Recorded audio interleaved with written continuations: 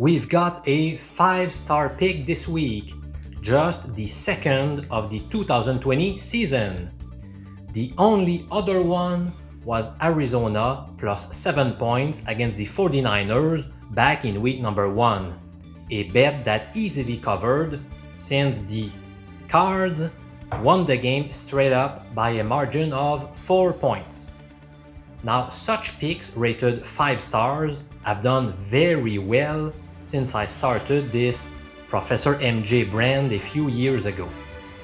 Now, that being said, I am not suggesting to bet your house on it.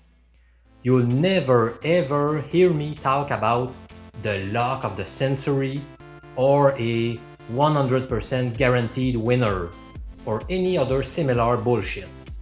There's always risk involved, so bet at your own risk and never bet an amount that you cannot afford to lose. Now, in case you don't know it already, I'm Professor MJ and I teach statistics at a Canadian university. Nice to meet you. Welcome to my YouTube channel. I'm here to help you grow your sports betting bankroll. Alright, so let's get going with my top 4 NFL picks in week number 7. My top pick this week with the highest 5-star rating goes to... Oh, I fooled you! No, I'm not betting the Bills. I'm actually going to fade them. So pick number 1 goes to the New York Jets plus 13 points against the Buffalo Bills. Wow! Picking the lowly Jets as a 5-star play is pretty bold, isn't it? Adam Gase's team is 0-6, both straight up and against the spread this season. Since 1985, 6 teams have started the season with 6 straight losses, both straight up and against the spread. How did these teams fare in the remainder of their season?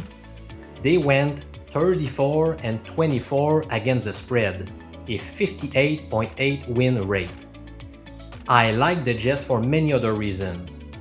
The rest factor is in favor of New York, since the Bills are coming off a Monday night game. Also, NFL teams tend to do very well in the rematch against a divisional rival after losing the first meeting of the season.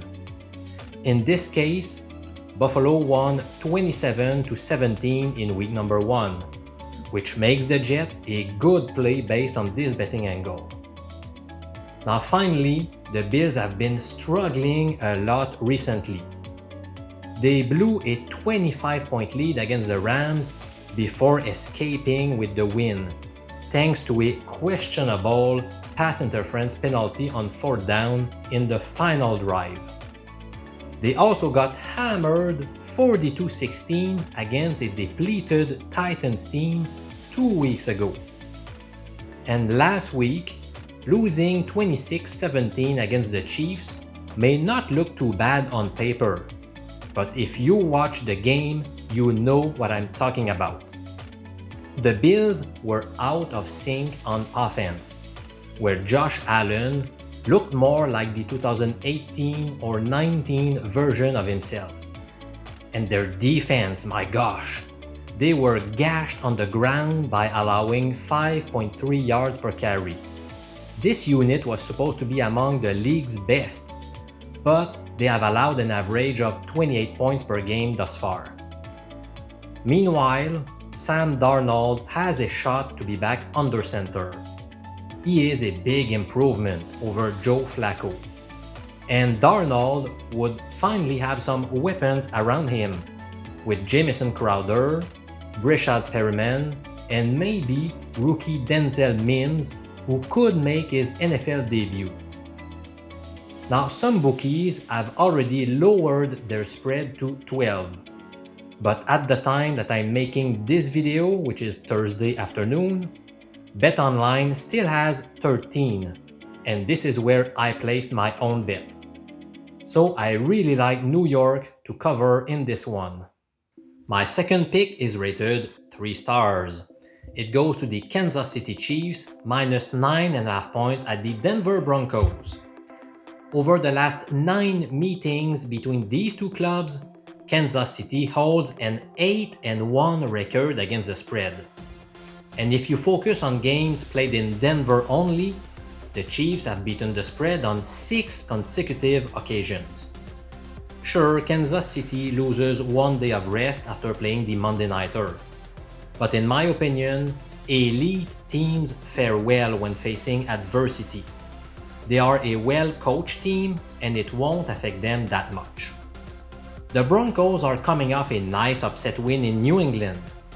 Quarterback Drew Lock made 2 incredibly bad decisions that almost gave the game away, but he should be thankful that his defense saved the day. Denver's offense struggled most of the day and could not score more than 18 points, despite the Patriots turning the ball over 3 times. Now they won't be able to keep up with Kansas City's offense, who are unlikely to take them lightly, considering it's a divisional game. So I'm taking Kansas City minus 9.5 points in Mile High City. Pick number 3 is also rated 3 stars. It goes to the Las Vegas Raiders plus 4 points against the Tampa Bay BUCS. I feel like the public is getting overexcited following Tampa's convincing win over the Packers. It was indeed an impressive outing where emotions were high, which makes this non-conference matchup a trap game for the BUCS. Las Vegas is also coming off their bye week, which is always a nice advantage. Tampa's top 3 receivers, Evans, Godwin, and Miller, are all likely to play but are nursing injuries. And on defense, the loss of nose tackle Vita Vea for the rest of the year was a big blow, and it is an underrated loss for this squad. They also have 3 good guys on defense who are listed as questionables: Lavonte David, Jason Pierre-Paul, and William Golston. The Raiders have beaten the Chiefs, the Saints, and the Panthers, while losing to Buffalo and New England. In other words, there wasn't a single easy opponent. Well, Carolina was expected to be weak, but they are off to a nice start. So I'm taking the Raiders as home underdogs here. My 4th and final pick this week is rated just 1 star. It goes to the Seattle Seahawks minus 3 at the Arizona Cardinals. Seattle is coming off their bye week, while the Cards lose 1 day of preparation after playing a Monday night game.